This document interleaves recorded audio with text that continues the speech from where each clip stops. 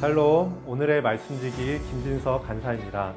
오늘도 말씀을 묵상하고자 이 영상을 보시는 모든 분이 하나님의 음성을 듣는 기쁨을 누리시기를 바랍니다. 오늘 본문은 사도행전 13장 42절에서 52절입니다. 1차 전도여행 중인 바울과 바나바는 지금 비시디아 안디옥에 있습니다. 어제 본문까지 바울의 회당 설교가 나왔습니다. 오늘 본문은 부활하신 예수님께서 바로 하나님의 아들이시며 구원자라는 이 설교에 대해서 사람들이 어떻게 반응하는지, 그 도시에는 어떤 영향을 미쳤는지 기록하고 있습니다. 42절에는 사람들이 바울 일행에게 다음 안식일에도 와서 설교를 해달라고 먼저 청하는 장면이 나옵니다. 이전에 들어보지 못한 하나님 말씀에 큰 충격과 감동이 있었을 것입니다. 복음에 대해 사람들이 긍정적으로 반응하고 있었던 것입니다.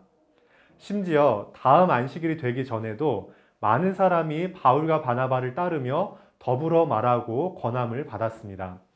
안식일에는 설교 형식으로 말씀을 듣고 사석에서는 순모임 분위기로 말씀을 들으며 사람들의 믿음이 자라갔을 것입니다. 44절에 드디어 다음 안식일이 됐습니다. 어떤 일이 일어났을까요? 소문이 더욱 퍼져서 이제는 비시디아 안디옥 온 시민이 거의 다 모였다고 합니다. 하나님의 말씀을 듣기 위해서입니다. 전도할 때 많은 거절을 당하면 위축되는 게 사실입니다. 그렇지만 동시에 우리가 기억할 것이 있습니다. 하나님의 말씀은 정말 살아있으며 많은 사람들이 사실은 복음에 큰 관심이 있다는 것을 우리는 기억해야 합니다. 그러나 모든 사람의 반응이 긍정적이지만은 않습니다. 44절에는 시기가 가득하여 반박하고 비방하는 유대인들이 나옵니다. 이들은 평소 회당에서 설교하는 사람들이라 짐작할 수 있습니다. 자신들이 평소에 설교할 때는 이처럼 인산인해를 이루지 않았는데 바울과 바나바의 설교를 듣기 위해 이렇게 많은 사람이 몰린 것에 시기한 것입니다. 또한 많은 유대인이 예수를 믿으면 자신들의 영향력이 감소할 것에 큰 위기의식을 느꼈을 겁니다. 그러나 아직까지는 반박과 비방의 수준입니다. 이게 점차 어떻게 거칠어져 가는지 보는 것도 오늘 관찰의 포인트가 되겠습니다. 46절에서 바울과 바나바는 마땅히 유대인들에게 먼저 복음을 전하지만 당신들이 믿지 않기 때문에 이방인에게 복음을 전한다고 말합니다. 그러면서 47절에 바울과 바나바 자신들을 명하시고 이방의 빛으로 삼으신 분이 주님이시라고 고백을 합니다.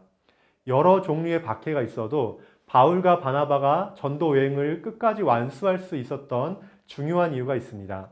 그것은 바로 자신들을 부르신 분이 누구시며 무엇을 위해 부르셨는지 그 정체성과 사명의식이 분명했다는 점입니다.